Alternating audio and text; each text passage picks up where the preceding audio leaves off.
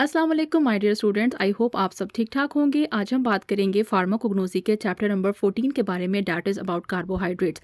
Carbohydrates की PDF form आपको इस वीडियो के डिस्क्रिप्शन में मिल जाएगी। इसके साथ साथ हम टैनिन्स और फिक्स्ड ऑयल का जो टॉपिक है उसकी भी पीडीएफ फॉर्म मैं आपको इसी वीडियो के डिस्क्रिप्शन में शेयर कर दूँगी। वो स्टूडेंट जिनको डिस्क्रिप्शन ओपन करना नहीं आता, आप जैसे ही वीडियो को ओपन करेंगे, वीडियो के नीचे वीडियो का टाइटल चल रहा होगा, उसके नीचे एक लाइन में आपको व्यूज़ नज़र आ रहे होंगे। आप जैसे ही व्यूज़ पे क्लिक करेंगे, व्यूज़ वाली लाइन पे क्लिक करेंगे, वहाँ पे आपके पास एक बॉक्स ओपन हो जाएगा जिसको डिस्क्रिप्शन कहते हैं।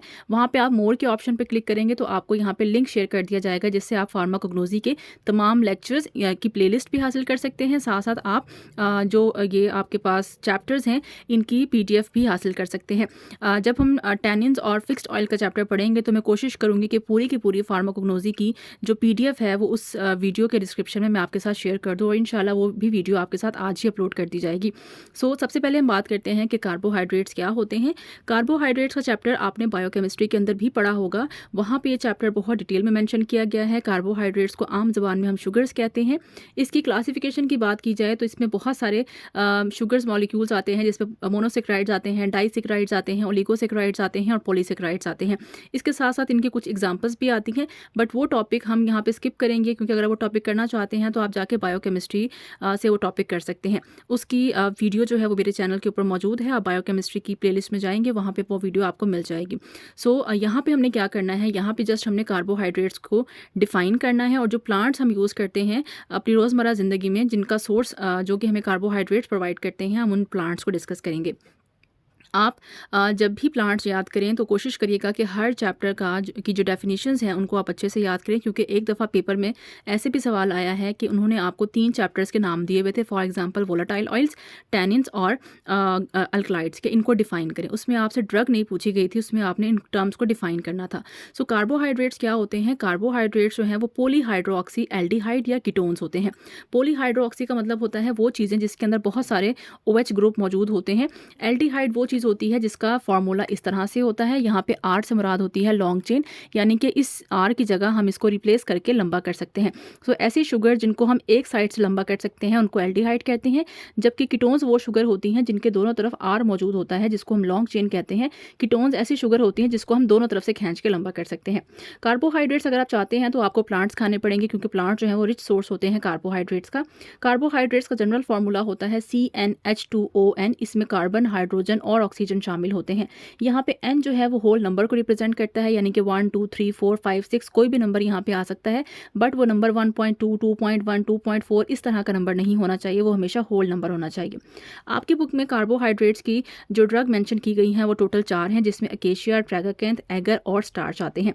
अकेशिया, ट्रैगाकैंथ ये दोनों बहुत इंपॉर्टेंट ड्रग हैं और मल्टीपल टाइम ये रिपीट भी हो चुकी हैं पेपर के अंदर। अकेशिया को हम उर्दू में गोंद कीकर कहते हैं। इसका जो बायोलॉजिकल सोर्स है उसको हम अकेशिया अरेबिका या अकेशिया सेनेगल कहते हैं। ये 2 डिफरेंट प्लांट्स हैं। इन दोनों प्लांट से हमें अकेशिया या गोंद कीकर हासिल होती है। इसकी फैमिली जो है वो फैमिली लेग्यूमिनोजी है, और ये जो है अगर आप इस ड्रग को खाएंगे तो इससे आपको शुगर्स मिलेंगे, जिनको हम कार्बोहाइड्रेट्स या कार्ब्स भी कहते हैं। अब हम इस पौधे का कौन सा हिस्सा इस्तेमाल करते हैं? हम इस पौधे का एक स्टेम यूज़ करते हैं, जिसको आप तना भी कहते हैं। इस तने के अंदर से एक चिपकने वाला मटीरियल खारिज होता है, जिसको हम गम कहते हैं। आपने बचपन में शायद देखा होगा, कुछ प्लांट्स ऐसे होते हैं जिनके तने के अंदर से चिपकने वाला मटीरियल खारिज हो रहा होता था। बचपन में हम उस हिस्से को बहुत एंजॉय करते थे। वो कलर में येलो भी हो सकता है, जो है ब्राउन भी हो सकता है, या वो मरून कलर का भी हो सकता है। उसको हम गम्स कहते हैं। तो इसलिए इसका नाम भी क्या होता है? गम अकेशिया, और इसका नाम होता है गम ट्रैगाकैंथ। अकेशिया के अंदर हमें क्या क्या मिलता है? अकेशिया के अंदर हमें अरेबिन पाया जाता है और अरेबिक एसिड पाया जाता है। ए से अकेशिया, ए से अरेबिन और अरेबिक एसिड। इस अकेशिया को या गोंद कीकर को हम कहाँ कहाँ इस्तेमाल करते हैं? ये सबसे ज़्यादा यूज़ किया जाता है एज इमल्सीफाइंग एजेंट, यानी कि आज भी फार्मास्यूटिकल इंडस्ट्री में अगर आपने कोई इमल्शन बनानी है, इमल्शंस वो चीज़ें होती हैं जिसमें हम दो ऐसे लिक्विड्स को आपस में मिक्स करने की कोशिश करते हैं जो आपस में एक दूसरे के साथ मिक्स होने की सलाहियत नहीं रखते। तो इस तरह के लिक्विड्स को मिक्स करने के लिए जो केमिकल हम डालते हैं उनको हम इमल्सीफाइंग एजेंट कहते हैं, और उस केमिकल के तौर पर हम अकेशिया का इस्तेमाल कर सकते हैं। इसके साथ साथ इसको हम एज अ बाइंडर यूज़ करते हैं टैबलेट्स के अंदर, क्योंकि जब हम टैबलेट्स बनाते हैं तो टैबलेट्स में मुख्तलिफ तरह के पाउडर्स और लिक्विड्स जो है वो इस्तेमाल होते हैं। अब अगर आप किसी भी पाउडर को पानी के साथ मिक्स करेंगे तो वो अच्छे से ज्वाइंट नहीं होता। हमें उसके अंदर कोई ग्लू या कोई चिपकने वाला मटीरियल जो है वो डालना पड़ता है, ताकि हमारी जो टैबलेट है वो स्टिकी रहे, और जब वो गिरे हमारे हाथ से तब भी वो ब्रेक ना हो। तो टैबलेट्स को मजबूत बनाने के लिए उसमें केमिकल्स को एक दूसरे के साथ जोड़ने के लिए जो हम गोंद इस्तेमाल करते हैं उसको हम अकेशिया कहते हैं। इसलिए हम इसको एज अ बाइंडर यूज़ करते हैं टैबलेट्स के अंदर, क्योंकि इससे क्या होगा कि एज अ शुगर की टैबलेट आपकी बॉडी के अंदर जाएगी और आपको एनर्जी जो है वो प्रोवाइड करेगी। इसके साथ साथ जो आप मुख्तलिफ जूसेस यूज़ करते हैं, जैसे कि आप नेस्ले का जूस यूज़ करते हैं, कोई भी आप दूसरे ब्रांड का जूस यूज़ करते हैं जो कि थिक होता है, विस्कस होता है, गाढ़ा होता है, उसकी थिकनेस किस वजह से होती है? उसकी थिकनेस की वजह उसमें मौजूद पल्प या उसमें मौजूद फ्रूट्स नहीं होते, बल्कि उन्होंने भी इसी की गोंद को आपके जूसेस के अंदर इस्तेमाल किया हुआ होता है, जिससे आपका जूस जो है वो थिक होता है और वो पीने में ज़रा अच्छा फील होता है। सो इसको मुख्तलिफ तरह के जूसेस के अंदर एज अ थिकनर यूज़ किया जाता है। साथ साथ इसको हम डिमल्सेंट यूज़ करते हैं, यानी कि सुकून आवर होता है। आप किसी भी प्रिपरेशन के अंदर, किसी भी जो है जूस के अंदर अगर इसको इस्तेमाल करेंगे तो आपको ये एक अच्छा राहत बख्श इफेक्ट जो है प्रोवाइड करता है। सेकेंड ड्रग जो हमारे पास आती है, इसको हम गोंद कतीरा कहते हैं या इसको ट्रैगाकेंथ कहते हैं। इसकी बायोलॉजिकल सोर्स है एस्ट्रागलस गमीफर। ये 2024 जनवरी का जो पेपर लीक हुआ था उसके अंदर ये एमसीक्यू आया हुआ था कि एस्ट्रागलस गमीफर जो है वो किसका बायोलॉजिकल सोर्स है, तो वो ट्रैगाकेंथ का बायोलॉजिकल सोर्स है। इसकी भी फैमिली सेम होती है, फैमिली है इसकी फैमिली लेग्यूमिनोजी, और इसका भी हम स्टेम यूज़ करते हैं। इसके भी तने के अंदर से ये चिपकने वाला मटीरियल खारिज होता है, वहाँ से इसको निकाला जाता है और ये जो है वो अनऑर्गेनाइज ड्रग्स के अंदर आता है, क्योंकि हमने पढ़ा था कि अनऑर्गेनाइज ड्रग्स वो ड्रग्स होती हैं जिनको हम पौधे से डायरेक्ट हासिल नहीं कर सकते, बल्कि अगर हम इसे हासिल करना चाहते हैं तो हमें पौधे के ऊपर कट लगाना पड़ता है, तो हमें पूरा स्टेम काटना पड़ता है और वहाँ से बल्क में हमें ये गम्स मिलती हैं, जिसको हम मुख्तलिफ फार्मास्यूटिकल इंडस्ट्रीज़ के अंदर भेज देते हैं, जहाँ से इसको मुख्तलिफ तरह की फार्मास्यूटिकल प्रिपरेशंस के अंदर यूज़ किया जाता है। इसके अंदर जो सबसे इंपॉर्टेंट केमिकल है डैट इज़ ट्रैगाकेंथिन, जो कि इसके नाम से मिलता जुलता है, और इसके यूजेस भी सेम है कि इसको emulsifying agent, as a binder, as a thickener और एज अ डिमल्सेंट यूज़ किया जाता है। थर्ड ड्रग जो हमारे पास आती है इसको हम एगर कहते हैं। एगर का लफ्ज़ आपने माइक्रोबायोलॉजी के चैप्टर में पढ़ा होगा। अगर आपने चैप्टर कल्चर मीडिया याद किया था तो वहाँ पर आपने एगर का लफ्ज़ मल्टीपल टाइम पढ़ा होगा। अब एगर को हम जापान एगर भी कहते हैं, क्योंकि इसका जो सबसे पहला इसको एक्सट्रैक्ट किया गया था वो जापान से किया गया था। इसका उर्दू नेम कोई नहीं है, इसको हम इंग्लिश में भी और उर्दू में भी एगर ही कहते हैं। इसकी प्लांट का नाम है जेलिडियम कार्टिलेजिनम। ठीक हो गया जी। फैमिली है इसकी फैमिली जेलिडिएसी। इसको जेलिडिएसी से इसलिए याद करते हैं कि ये एक पाउडर होता है। जब इस पाउडर को पानी के साथ मिक्स किया जाता है तो ये एक जेल लाइक सब्सटेंस बन जाता है। जैसे आप एलोवेरा का जेल देखते हैं, इससे भी ज़्यादा चिपकने वाला ये मटेरियल बन जाता है जब आप इसको इसके अंदर पानी डाल के इसको हीटअप करते हैं।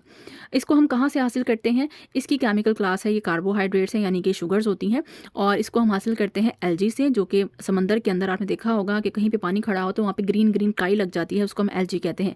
वो फोटोसिंथेटिक प्लांट होता है, वो अपनी खुराक खुद तैयार कर सकता है। तो उस एल्गी से इस एगर को हासिल किया जाता है, उसके बाद इसको ड्राई किया जाता है और इसे पाउडर बनाया जाता है। उस पाउडर को फिर हम पानी के साथ मिक्स करके अपनी पेट्री डिश तैयार करते थे, जिस पेट्री डिश के अंदर हम बैक्टीरिया को ग्रो कराना चाहते थे। अगर आपने कल्चर मीडिया का चैप्टर पढ़ा है तो आप डेफिनेटली मेरी बात को वहाँ से लिंक कर सकते हैं। एगर को हम इस्तेमाल करते हैं एज इमल्सिफाइंग एजेंट, यानी कि इमल्शन को मिक्स करने के लिए इसको यूज़ किया जाता है। एज अ कैथार्टिक, यानी कि पेट से गैस को ख़त्म करने के लिए यूज़ होता है। पेट को प्योरीफाई करता है, बॉडी को प्योरीफाई करता है। डिमल्सेंट मीन सुकून आवर यूज़ होता है। और मोस्ट इंपॉर्टेंट वर्क है कि इसको हम as a nutrient media for the bacterial growth. अगर आप एक प्लेट के ऊपर बैक्टीरिया को ग्रो करना चाहते हैं तो उसके लिए आपको प्लेट तैयार करनी पड़ती है। और प्लेट कैसे तैयार करते हैं? प्लेट के अंदर हम एगर डालते हैं और साथ में कुछ न्यूट्रिएंट्स डालते हैं जो कि बैक्टीरिया को उस प्लेट की तरफ अट्रैक्ट करते हैं, और बैक्टीरिया वहाँ पे आके अपनी रिप्रोडक्शन करते हैं और अपनी नई नस्ल जो है वो प्रोड्यूस करते हैं। तो इस चीज़ को हम कहते हैं न्यूट्रिएंट एगर मीडिया बनाना। लास्ट ड्रग जो हमारे पास आती है डैट इज स्टार्च। स्टार्च जो है वो पॉलीसेकेराइड है। इसके अंदर बहुत सारे मोर देन 10 शुगर मॉलिक्यूल्स जो है मौजूद होते हैं। इसका मॉलिक्यूलर वेट जो है वो बहुत ज़्यादा होता है। आपको पता है जो कार्बोहाइड्रेट्स जिनका मॉलिक्यूलर वेट ज़्यादा होता है उनकी स्वीटनेस जो है वो कम होती है। यही वजह है कि स्टार्च भी शुगर है, लेकिन इसके अंदर मिठास जो है वो कम है।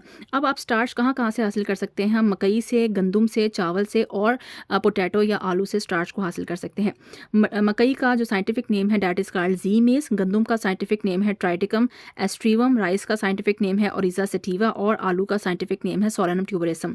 आपको ये सारे के सारे प्लांट्स और उनके साइंटिफिक नेम आने चाहिए। वो आपको कोई भी प्लांट देके पूछ सकता है कि the wheat source of starch is, तो वो आपको चारों ऑप्शन देगा। आपने खुद से इसको डिफाइन करना होगा कि वीट का क्या नाम है, तो आप लिखेंगे ट्राइटिकम एस्ट्रीवम। वो आपको दे सकता है कि पोटैटो सोर्स ऑफ स्टार्च, इसके पोटैटो स्टार्च जो है पोटैटो से कहाँ से हासिल होती है, तो उसका जो सोर्स है वो है सोलेनम ट्यूबरोसम।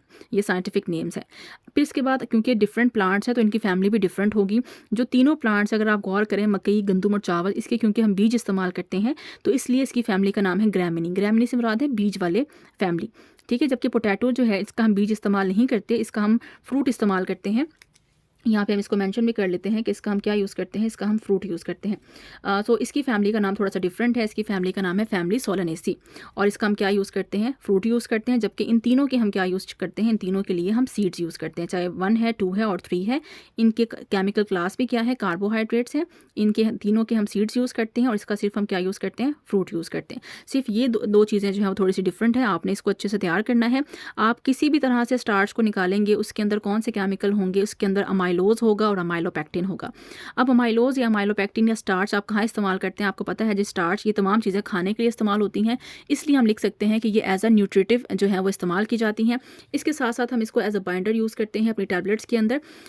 इसके अलावा फिलर इन द टैबलेट्स के वेट को बढ़ाने के लिए, अगर कोई टैबलेट बहुत छोटी है और वो उसको एडमिनिस्टर करना आसान नहीं है, बहुत कम वेट है, तो वेट को बढ़ाने के लिए भी हम इन स्टार्च को यूज़ कर सकते हैं, जो कि बॉडी में जाके एनर्जी प्रोवाइड करती है। इसके साथ साथ as a antidote in the iodine poisoning, अगर किसी की बॉडी के अंदर आयोडीन बहुत ज़्यादा चला गया है, आयोडीन की पॉइजनिंग हो गई है, तो आयोडीन के इफेक्ट को, जहरीले इफेक्ट को ख़त्म करने के लिए हम इसको पेशेंट की बॉडी के अंदर इंट्रोड्यूस करा सकते हैं।